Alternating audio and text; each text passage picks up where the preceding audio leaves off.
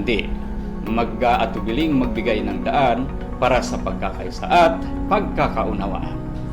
We extend our tender love and care at salamat sa pagsubaybay sa amin sa ating programang Kapatid Language Connect. Yes, at welcome po mga kapatid sa ating ika-40th na episode ng Kapatid Language Connect. And again, ito po ay hatid sa inyo ng Translation and Interpretation Division mula po sa Legislative Technical Affairs and Information Service. At ang programang ito ay mula po sa initiative ng aming butihing Division Chief na si Ma'am Baifay Rose Cantao. Ayan, so maraming salamat po sa mga patuloy na sumusuporta sa ating programa. At naway sa mga nakalipas na mga episodes sa RACS ay merong mga natutunan, meron tayong mga naibahagi na information na talagang tumatak sa ating mga viewers, di ba? At again, kinakongratulate po natin ang mga winners ng Word of the Day. Ayan, at patuloy po kayong maging bahagi ng ating Word of the Day. Diba, Sir Rax? Yes, dahil patuloy pa rin ang ating pamimigay ng Word of the Day every Friday at ang pamimigay ng ating chief ng premyo sa mga sumagot ng magpapadala ng kanilang mga sentences. Oo, at gusto ko lang i-share, Sir Rax, dahil just last week, merong kaibigan na talagang personal na naikwento niya sa akin na gustong-gusto daw niya yung sinishare natin na Word of the Day, pinopost natin sa ating Facebook page na Translation and Interpretation Division, yung Word of the Day natin dahil natututo daw sila. At sana daw ay mas marami pa tayong pinupost ng mga ganon. And regular naman natin pinupost yan, diba? Oo. At maraming salamat po sa mga kaibigan natin, especially sa BCPCH BARM dahil isa sila sa mga nakatutok sa mga posts natin, At yun, yung feedback ay from them, mula sa mga kaibigan natin mula doon. Actually, ang Word of the Day natin na hindi lang itong naka-post sa ating page. Meron tayong nakapundong words na rin sa glossary natin. So kung darating ang panahon na mai-post natin, so inshallah, at nandiyan ang mga words of the day natin naka-save sa ating device. Oo, ayan. At dahil dyan mga kapatid, every episode po ng ating programa ay meron tayong Word of the Day na kung saan kayo po ay magiging bahagi nito, makisali, makisaya at manalo sa ating Word of the Day. So, wag na natin patagalin, Sir Rax. Kuha tayo ng ating Word of the Day mula po dito sa ating box. At yun, dahil ngayon, tawag nito, December, panahon ng bunutan ng mga pangalan at bunutin na natin. Para sa raffle. Oo, para sa raffle. At ayan, ito na po ang ating Word of the Day para sa episode na ito. Ayan, unification. Ang Word of the Day is unification. Alright, so ito po ay kung paano kayo sumali at manalo ay ibibigay po sa inyo ni Sir Rax kung paano. Ayan, so muli nating konting paliwanag sa pagsali at pagkapanalo ng ating mga So ang gagawin lang itong Word of the Day na binigay namin sa inyo, gawaan nyo na agad ng sentence at in your language or dialect ng inyong salita at 3 to 5 words. Okay na? At least maintindihan siya. Sentence. Yes, basta sentence. Kahit Arabic, pwede rin. Dahil meron din tayong Arabic translator na pwede niyang suriin o tingnan. Not necessarily na Arabo sila, pero nakakapagsalita. Kasi meron tayong mga kapatid na magaling din mag-Arabic at dahil meron. So pwede nilang gawan ng sentence, ang unification, sa in Arabic language. So ang isend agad ang sagot dito sa comment section ng ating page ng BTA Translation and Interpretation Division. Yan po ang page at pagka nasagutan nyo na, nagawa nyo ng sagot, isend na agad doon sa comment section. At syempre, huwag po kalimutan ang hashtag kung ano po yung ethnic group po ninyo at kung saan po yung location ninyo. Again, ang example po nito ay kung kayo po ay Maguindanon, hashtag Maguindanon, at kung kayo po ay taga Cotabato, hashtag Maguindanon, hashtag Cotabato City. Yes. Oo. At syempre, Sir Rax, huwag mong kalimutan kung ano ang mapapanalunan nila. Ayun, at hindi pa rin tayo magbabago sa ating pangako na meron silang matanggap ang unang makapag-send na 200 pesos through GCash, at ang pangalawa at saka yung pangatlong makasagot ay makakatanggap ng tig 100 pesos sa kanilang GCash number sa alwa. Alright. Ayan. So, ganun po. At dahil dyan, ay magsimula na po kayo magsagot. At kung maaari po, ay pakishare na din po itong ating live ngayon, ano? At nang sa ganun ay marami po ang makaalam po ano po yung mga pinag-uusapan dito sa programang Kapatid Language Connect. Yun. Okay. Ayan. So, dahil dyan mga kaibigan, hanggang mamaya po, no, before tayo mag-end, ay pwede pa silang mag-send, ng kanilang sagot, no? At para sa episode na ito, mga kapatid, ang ating pag-uusapan ay dahil nga katatapos lang ng validation for Bangsamoro Electoral Code ng Maguindanao language, ano? Alhamdulillah, tayo po ay nagpapasalamat sa mga nakasama natin doon. At ngayon naman, ating pag-uusapan ang tungkol po sa validation ng, syempre, ang language ng aking co-host na si Sir Rax, ang Yakan, no? Ang Yakan translation ng Bangsamoro Electoral Code. At syempre, muli nating makakasama on studio ang isa sa ating mga Maranao language, Maranao translator, no? At siya po ay si Ma'am Fatma Najeba Balindong. Sa aming pagbabalik ay siya ay makakasama natin. Ayun. Para kung kinakabahan na excited na hindi ko na naintindihan. Oo, dahil excited ka sa iyong validation. Sa validation.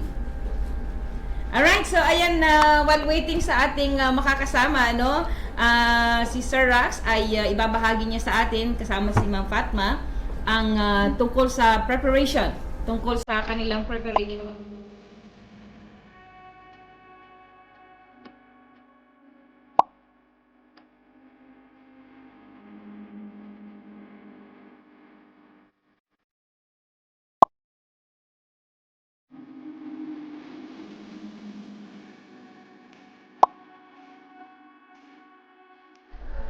Ayan, so mga kapatid, kasama ko na ang yung co-host ko, nag-guest, isa sa mga guest today, at syempre si Fatma Najeba Balindong, isa sa mga Maranao translators ng TID.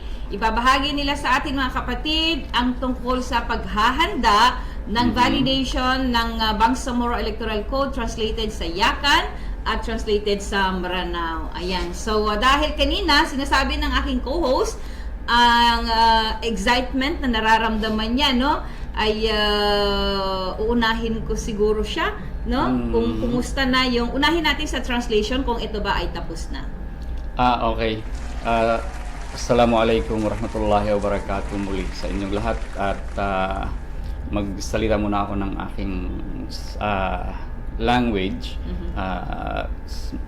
Si Kaam Kemon, pagbisarahan ko ituto pasal pag-validate Yakan translated Yakan language para si BEC BEC translated into si bahasa TV Yakan. At pero ipipilipino ko ulit ang aking kwento. So may kwento? Opo. Di ba? May dala siyang kwento. Siyempre, Naku, matcha-challenge dyan si Fatma dahil may pakwento pa itong Yakan translator natin. Ayun, hindi naman ganun kahabang kwento, pero kasi kanina nasabi ko na ako na nakinabahan na na-excite dahil siyempre siguro dahil sa tuwa na at nag-success at nagawa na at ito na po ang ating translated na Bangsamoro Electoral Code into Yakan language. So tiyak ubos na tahin ang translation electoral code to inshallah masiro discuss ko somsom ya ani pasalbang iniganta hininang pundok hininang teri si kaami alahat ko. Yes, ma'am, baka bago ko ituloy ang kwento, baka meron ka pang sige, tanong. mamaya ka na magkwento, at talagang naipakita mo na yung printed na talagang natapos sa yung translation ng BEC na Yakan language. Okay. Now, Ma'am Fatma, welcome back sa Kapatid Language Connect. Batiin mo muna yung mga pagaritano, mga lulutano sa mga Maranao viewers ng ating program. Yes po. Assalamualaikum warahmatullahi ta'ala wabarakatuh. mapya magabi, si kung mga pagaritan mamaranaw, ading bantay sa gya programami. Sakan si Fatma na dya babalindong, isa diruba sa Amranaw, saya sa Translation and Interpretation Division. Kaya mantayan yun din sa mga dati episode na padakoro. Gito, mapya magabi. Ayan. Yes, magandang gabi din. Magandang hapon. Kasi sa Maranao, gabi, hapon. Gabi, di ba? So, yung naitawid umaga, natin yung language. mapya. Oo. Ayan. Yan, okay. So, dahil dyan, Fatma, kumusta yung translation? Ano ang update ng BEC Translation sa Maranao? Yung sa Maranao po, yung Bangsamoro Electoral Code, inshallah po, matatapos natin siya before this year ends. Sa ngayon po, nasa mga 95% pa lang po yung nagtatranslate natin. Opo, dahil sa ano po, diba, madami po tayong ginagawa. Kasagsagan ng pagpapalagana, pag-spread ng awareness sa Bangsamoro Electoral Code. Madami tayong ginawa na voters education. Madami tayong nasalihan ng mga voters education program. So yun, alhamdulillah, inshallah po matatapos siya before this year ends. Tapos makaprint na tayo ng katulad ng kay Sir Rax. 95% diba? na. Ang saya-saya, ang galing. Dahil halos patapos na lahat ng languages, no? Na meron tayo sa TID for the BEC. Ayan, so mga kapatid, tapos na sa translation, ngayon naman ay alamin natin mula sa kanila kung ano ang balak nila, kailan ba magkakaroon ng validation or somehow it's a review. No, dahil hindi naman ho ganun kadali na nakapag-translate tayo. Ang TID po, ang Translation and Interpretation Division, ay hindi basta-basta po ang trabaho natin dito, sa pagsasalin. At kung kaya't naisipan ng ating chief na magkaroon tayo ng validation at kasama natin doon yung mga linguist, mga experts from academe and from community. So dahil dyan, Sir Rax, Ma'am Fatma, ano ang paghahanda, kailan ba, at sino yung mga binabalak ninyo na makasama sa validation, sir? Yes. Yun nga po, gaya ng nasabi ko kanina, yung excitement na nararamdaman sabi ko kasi palapit na mag-e-end ng 2014. So, ang sisikapin natin ngayon, ma-validate siya, 2024, sorry. Sikapin na ma-validate natin within next month din. At yun na nga ang inaano ko kasi syempre, kung isipin ko, kaya sabi ko nga ito ay napaka dahil more than 10 years ako nag-translate. Kung baka nagsimula ako sa mga companies sa Libya, although unofficial siya, nag-translate ako, nag-interpret na rin.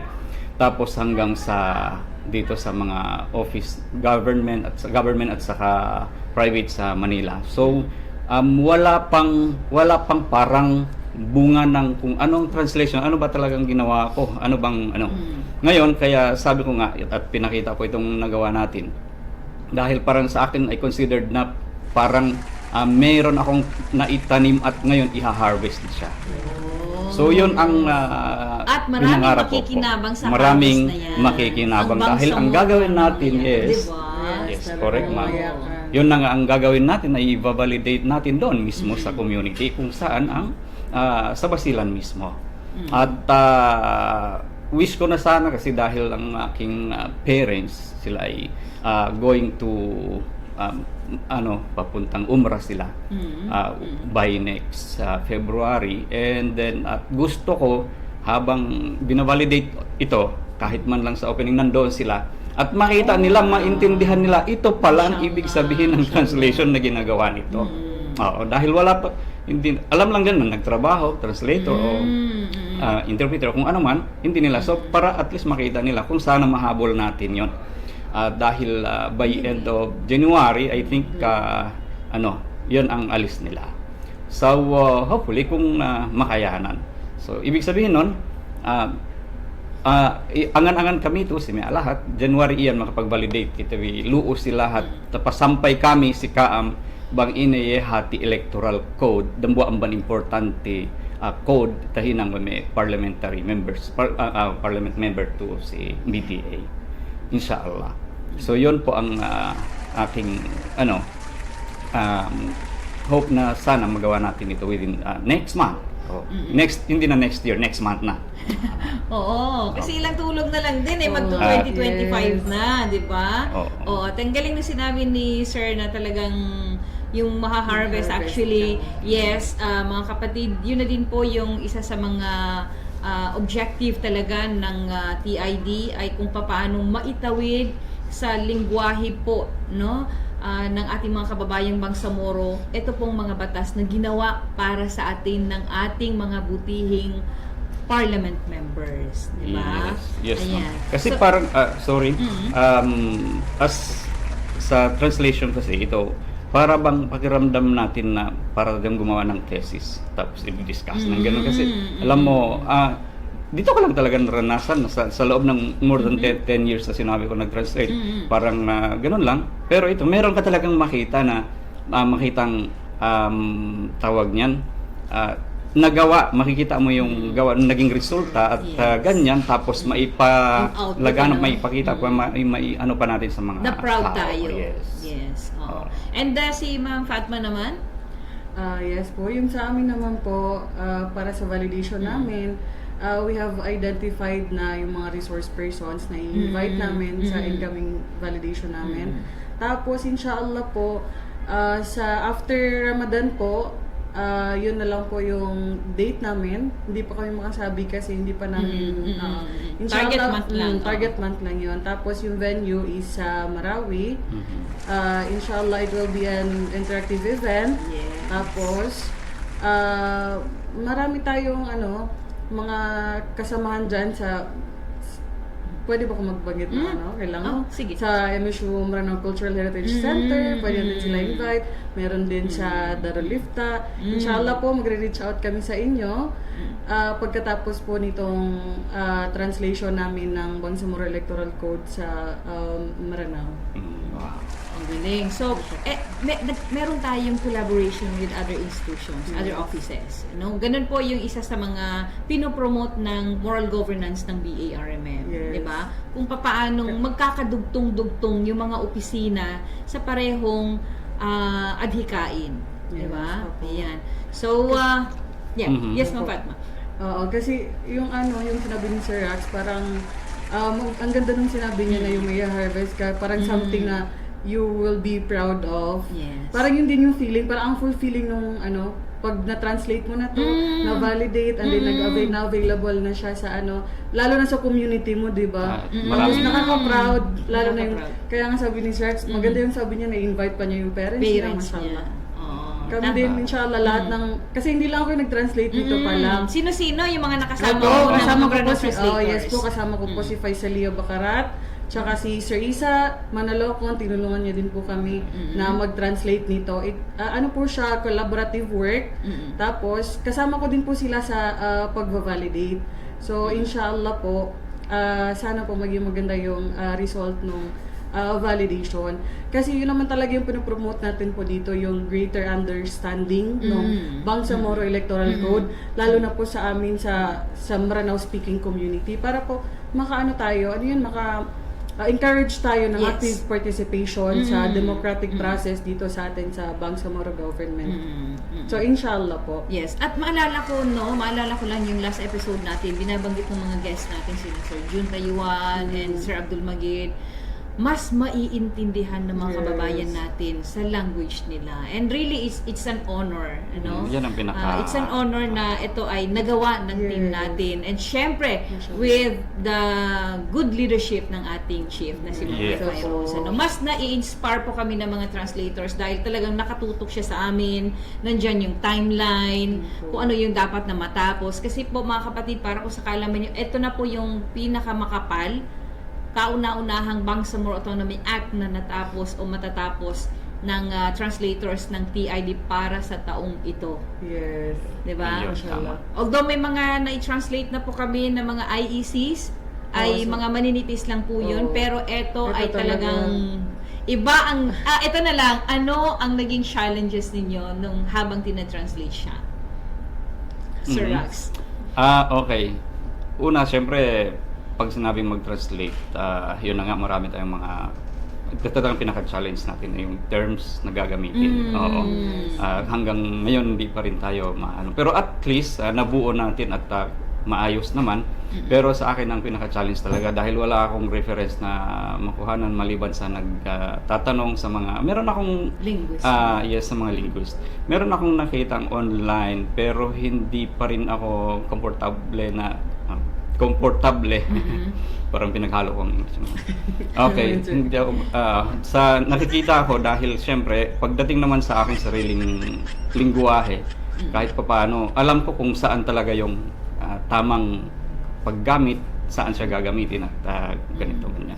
So pagkukuha lang ako doon sa reference na nakikita ko online, parang hindi pa rin ako komportable ng ganun. Kaya minsan magchat-chat din ako sa mga kakilala at magaling din mga linguist namin na yakan. Opo. So, yun. At syempre, in general, talagang ma-challenge tayo sa pagta-translate dahil mag-iisip ka. Minsan, kahit natapos mo ng isang paragraph, pagkatapos nun, kailangan parang gusto mo pang balikan. Tama ba talagang sinabi ko? Tama ba yung nilagay ko? Kasi syempre, parang nasa ano pa rin. Oo. Nasa stage ka pa lang ng pag... Oo. Ayan, so parang gustong-gusto nang sumagot din yes, Fatma about the challenges. Oo, kasi yung ano nga, di ba yung sabi ng KWF na walang pagsasali na perpekto. Yes. Kagaya nga nung sabi ni Sir na parang na-translate Yun ay mo na National siya. Office po mga Yes kapatid, po. Komisyon sa Wikang Filipino. Yun, may na-translate ka na, tapos ma-encounter mo siya ulit, then makakaisip ka ng parang mas better yung ito yung yes. i-translate mo. So babalikan mo ulit siya, din yun, parang mas along Mas the way lalong mas na naging maayos. naging maayos yung translation mo. So yun, sa amin din yung legal term pa rin talaga kasi wala talagang saktong salin sa Maranao. Tsaka may mga technical concept talaga na mahirap siyang isalin. So ang ginagawa namin, since madami kaming di-translate, nagde-discuss talaga kami ano ba talaga yung anong gagamitin natin. Parang okay, ito na lang or so pag nag-agree kami doon sa isa, yun na lang din yung gagamitin namin sa iba. Oo. Tapos yun, yung may mga technical concept na hindi talaga walang direktang translation sa Maranao, tas mahirapan kami kasi Nire-rephrase natin. Oo. Minsan ang ginagawa namin parang pag may mga word na mahirap, parang synonym, search mo yung synonym niya, tapos yun naman yung hahanapin mo, baka meron kang Yes. hanap na gano'n, di ba? Buti ako, napagitnaan ako ng dalawang lingwahe. Oo, pagka minsan meron ako hindi maintindihan, tatanong ko doon kay Arabic. Ano ba tamang paggamit Kasi nito? sa kanan mo ay ang Arabic Yes. translator. So pagka sa minsan naman workstation talagang niya. di ko tausog na biya din uno ino sa lunta biya yung biya to. Oo. So at least kasi ang aming lingwahe napaka talaga. Kulang-kulang talaga kami sa gagamitin lalo na sa pagdating sa mga legal at sa mga medical terms ganyan. So anong minsan ang ginawa ko dahil syempre meron naman tayong online na reference, mag-google tayo, iikot muna ako ng Malaysia o ng bahasa language ng Malaysia tapos Indonesia dahil May similar ginagamit languages kasi kayo eh. may similarity yung mga tapos ito pala dapat, so ito nang gagamitin ko. So, nagkaroon ng paraan. Ayun. Discussion, ganyan, consultation. Ayan. So, talagang dahil yun nga po mga kapatid, uulit-ulitin po natin, kung sakaling ito po ay ma-publish na yung aming na-translate, ay wala po talaga tayong legal dictionary. Yes. Wala po. Yan po ay napakalaking hamon na hinaharap po ng TID. But hopefully sa mga susunod na panahon ay magkakaroon na tayo niyan dahil ang TID po ay patuloy na nagiging bahagi ng Kasalin Network sa national, para sa ganun ay since sila ay established na na matagal na, ay makakapagbigay gabay sa atin kung papaano pa natin mas mapagtibay, mas mapabuti yung proseso, sistema ng ating pagsasali. Now, eto ang pinakamagandang kwento na gusto natin ipaalam sa ating mga kapatid. Ano ang pakiramdam ninyo bilang mga tagasalin habang isinasalin ninyo ang Bangsamoro Electoral Code? Bilang mga Bangsamoro, bilang mga anak ng mga mujahidin at mujahidan. Sir, unahin natin si Fatma. Ako, parang yun na nga yung sinabi ko, parang naiisip ko na parang after nito, parang napaka-fulfilling. Challenging nga siya, pero napaka-fulfilling pag natapos ito na may papakita, nandun yung pangalan mo, nandun yung office nyo, di ba? Parang mapaproud ka, tapos may something na naging part ka nung trabaho na naka-help ka sa mas ano yan? Mas may intindihan ng mga Bangsamoro people, lalo na doon sa grassroots. So, yun siya, parang yun, napaka-fulfilling. And Challenging proud. yet fulfilling, and nakaka-proud. Na part tayo ng Importante ganitong yun. trabaho. Yes. Importante kasi it's an honor. Yes. Diba? It's an honor. Alhamdulillah. Sir Rax, ano ang naramdaman mo habang isinasalin mo ang Bangsamoro Electoral Code sa Yakan at naisipan mo pa na talagang habulin ang parents mo sa validation mo para ma-witness nila, malaman nila at makita nila na eto ay gawa mo? Siyempre, pinapanood din ng ating chief. Sana marinig niya ito. Yan ang hangad kong na magawa natin ng validation within. Actually, ma'am, masaya na magaan sa kalooban dahil siyempre, wala na tayo doon sa struggle ng kung paano sinimulan ang pagiging ito yun, di ba? So, at least ngayon, makapagbahagi man lang tayo ng kaalaman tungkol sa kung anong mga importanteng bagay gaya nitong mga electoral code na iparating natin sa mga tao kung ano ang gagawin, anong mga proseso na meron sa darating ng election kunyari ng BARM. So, maintindihan nila ng gusto kung anong nilalaman kunyari nitong mga code, lalo ng BEC, itong Bangsamoro Electoral Code natin. So, syempre, masaya tayo dahil maipamahagi natin ang ating kaalaman, ang ating effort, ang ating ginawa nito sa pag-translate at ng madaling maintindihan ng mga taga-atin, kanya-kanyang area natin. Tama. Ayan, so ako medyo hindi ko lang na-share yung part na yun sa as Maguindanao translator. While translating nung Maguindanao Electoral Code, ako, ang nai-imagine ko, ang kaharap ko ay si Babu at si Bapa na nandoon sa Parkland area na hindi nila ma-access ang information dahil sanay sila sa radyo.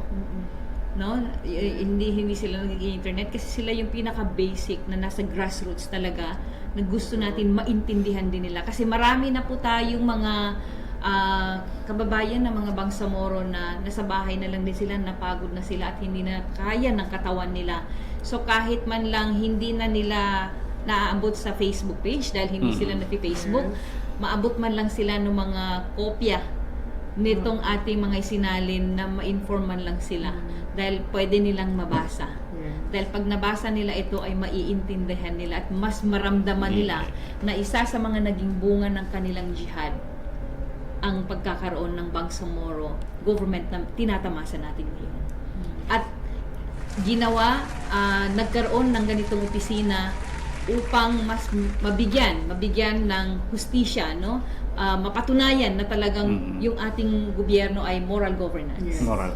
No? Na itatawid sa language na maiintindihan nila na hindi na sila magtatanong dahil sila mismo ay pag binasa nila yun ay maiintindihan na nila. Nararamdaman nila na concern sa amin sa more government kasi ginawa nila yung ganitong opisina para mas maintindihan ng ito. Kung tayo ay proud na tagasalin ng gobyerno natin ngayon, pag nabasa nila ito, magiging proud din sila dahil ito yung naging bunga ng kanilang jihad. Kung hindi dahil sa kanila, ay wala sana tayong tinatamasang ganito. Diba? So, alhamdulillah, napaka-palad natin dahil ito nga, sa ating Bangsamoro government, ito pong TID ay binuo ng BTA. No, binigyan tayo ng chance na magkaroon ng mga tagasalin at hopefully nagpapasalamat po tayo sa BTA dahil sana magkaroon pa tayo ng iba pang mga translators, madagdagan pa po tayo, no? Madagdagan pa po tayo ng mga translators at nagpapasalamat po tayo sa Office of the Parliament Speaker, no?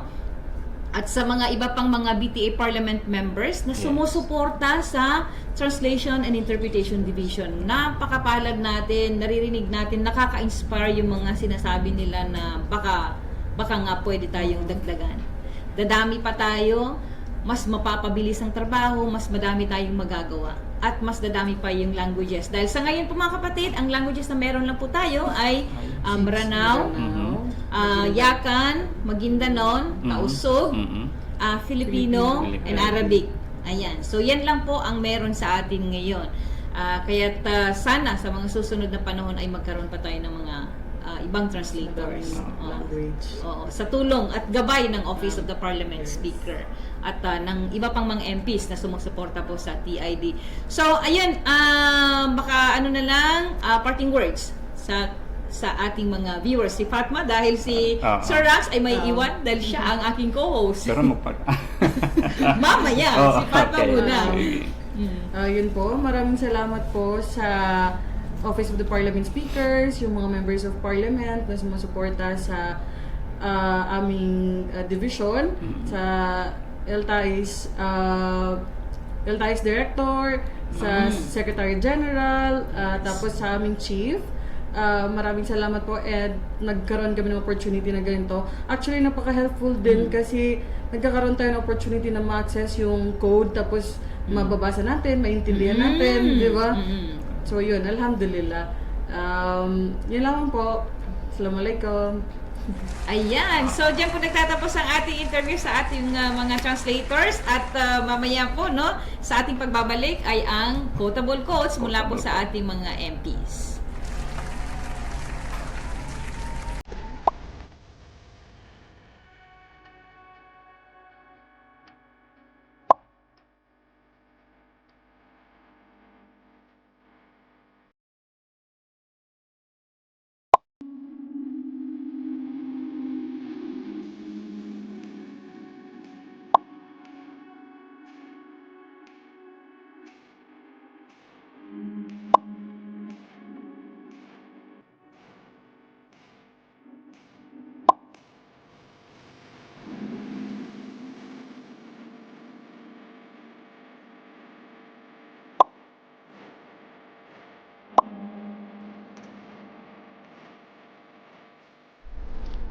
Ayan, so muli po nagbabalik ang Kapatid Language Connect. Again, maraming salamat kay Fatma Najeba Balindong at naibahagi niya ang tungkol sa preparation at status ng translated na Bangsamoro Electoral Code into Maranao at syempre si Sir Rax para sa Yakan.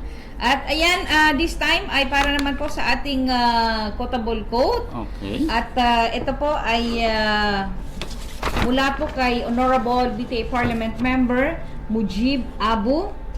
At para po makilala po natin kung sino po si MP Mujib Abu, is a Moro militant and a government official among the 10 children of late Vice Chairman of Moro Islamic Liberation Front, Ghazali Jaafar, known as the father of BOL, and Lukaya C. Abu.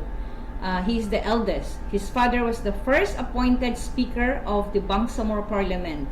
He grew up supporting his father to campaign for an independent state in Mindanao, but later pursued autonomy for the Bangsamoro region, and Mujib Abu was appointed Bangsamoro Transition Authority member by President Rodrigo Duterte to support the legislature of the Transitional Regional Government of Bangsamoro to succeed his father in the new region's interim government. So, ayan, Sir Rax. Yun. Ano ang kanyang quotable quote? At ang say ni Sir MP Abu, ang sabi, reconciliation and unification is the key to success. Yes. At ang Filipino nito, ma'am, ay Ayan, so napaka-iksi, no, ng kanyang talagang quotable quote. So, ito ay ang saling sa Pilipino nito, ang pagkakasundo at pagkakaisa ay susi sa tagumpay. Tama nga naman, Yes, di ba? tama. Hindi magtatagumpay kung walang pagkakaisa at pagkakasundo. correct. At ang Arabic naman nito, ang sabi, al-musalahatu wal-ittihad huma miftah an-najah.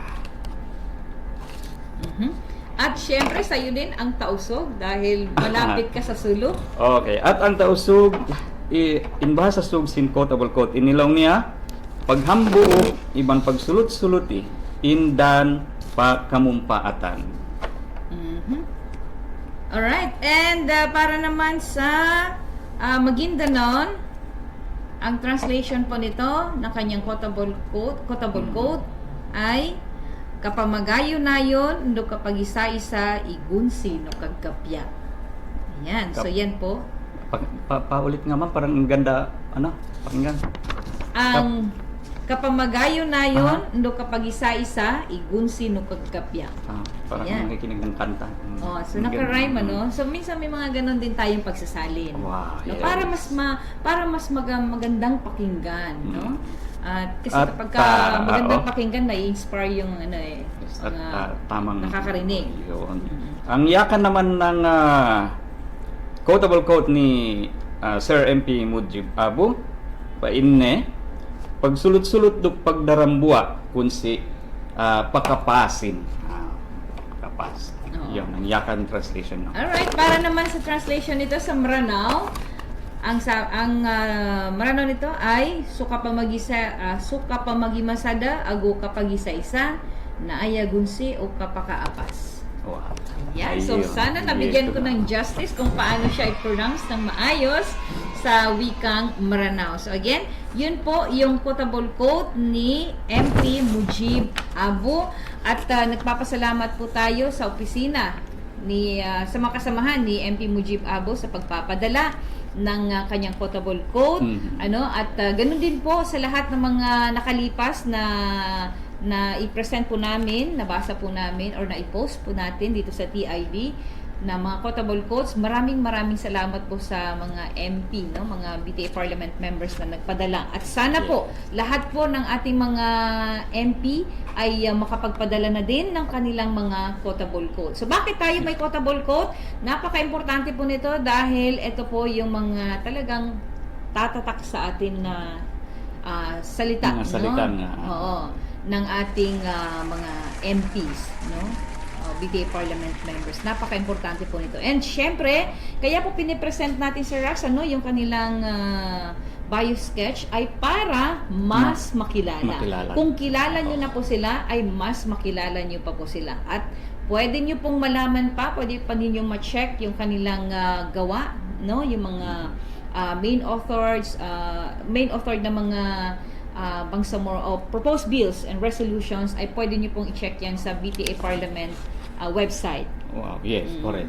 Diba? So, nandiyan naman din. Oo, nandoon lahat. Nandoon lahat. Nakalagay po doon.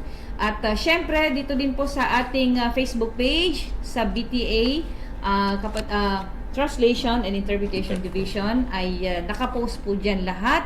Abangan nyo po, i-share nyo po at pwede rin po kayo magpadala ng mga mensahe na may kinalaman po sa aming mga pinopost. Diba? Yes, oo.